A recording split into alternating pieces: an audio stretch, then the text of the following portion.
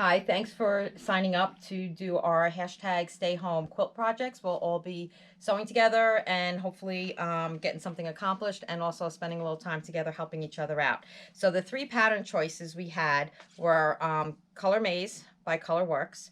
If you selected this pattern, what I want you to round up is a jelly roll or 42 2.5 inch strips. So that's a key thing. If you have a jelly roll, you're still going to need two extra 2.5 inch strips in order to do the pattern. So one thing you could think about is if you do work from a jelly roll, you could pick out another fabric for your binding and just get a little bit extra of your binding so that you can get your two extra strips out of that. You also need a background of 1 3/4 yards in order to do this quilt in a lap size.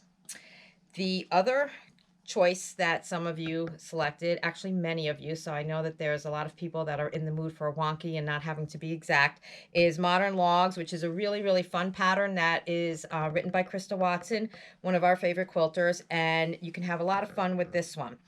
For doing a lap size, her yardage requirements on the back of the pattern call for a total of 22 fat quarters. Don't panic. She does it 11. She talks about doing solids and then prints, 11 solids plus 11 prints. You can play with this in different ways. You could do it totally scrappy. You can work from things that you have in your stash. You can work from strips that are already pre-cut. So I don't want you running out and trying to buy 22 fat quarters. I will show you what I'm doing based on fat quarters because I'm here at the shop and I am sequestered with a lot of fat quarters on hand. So I went for a combination, which I'm actually not done yet, where I did very neutrals and I'm doing colors.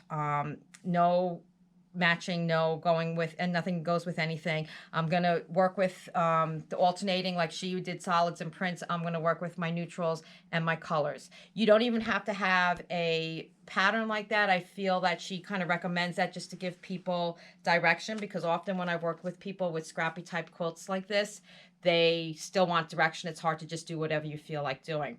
One thing I wanted to show you was a block that I've been working on for a tote bag project, which has a similar type of idea.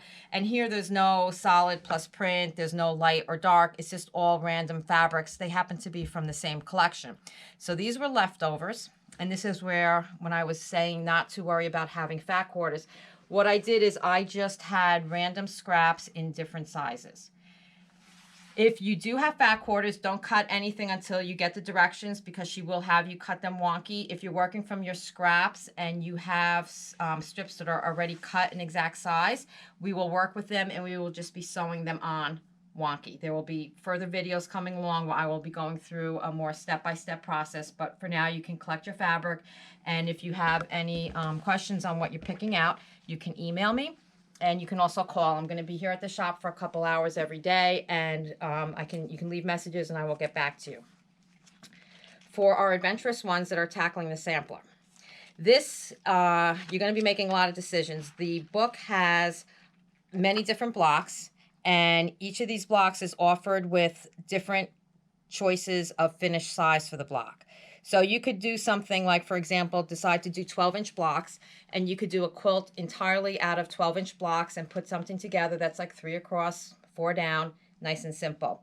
I'm going to do mixed sizes, so I'm going to do some larger blocks, and then I'm going to do some other blocks that are composed of some of the smaller sizes so that I can have a little bit more fun with it. But there are a total of 110 quilt blocks in this book, and they come in a total of 5 different sizes. So you could have enough quilt choices in here to last you for many quarantines. Not that we want to do that. So how do you go about picking fabrics for something like this? I don't have definite yardages. You're going to have to estimate a little bit and be willing to not have exact amounts. What I did in approaching my selection, which this is what I'm picking to work with, is I actually worked with a fabric totally outside of this range. But if you're having trouble picking, what I recommend is pick a fabric that has a lot of different colors in it. So I had grabbed this one off the shelf because it always appealed to me, and it had a lot of different colors, and I started going over to the wall and picking out things that I saw in here. And eventually I did discard this because this kind of went in a different direction, but I wanted a combination of things that were light, things that were dark. There's even a really bold pink down in there, which in my finished project will probably be used in very small increments. It might not even be used at all, but it was pulling out the pink from some of these other fabrics. So it's just experimenting. I may end up making some blocks that I don't like, and that's part of the fun in doing a sampler. And each block I'll be going to the stash, and I might need 3 or 4 fabrics for a block, and I'll just be pulling different combinations out and experimenting and trying. So as I said, if you haven't received your pattern already, you should have it in a day or two. And this week we'll take care of pulling from our stash fabrics, because I know you all guys all have a lot, but if anybody needs anything, let me know. And I've been doing things like taking pictures of the shells and emailing them to people, and helping people get the fabrics that they need. Double check that you have thread, needles. Now's a good time to give your machine a little love and care. So clean it out, oil it, and then beginning of next week, we will get into videos with the actual techniques of cutting and getting your quilt started. All right, let me know if you have any questions. Thank you.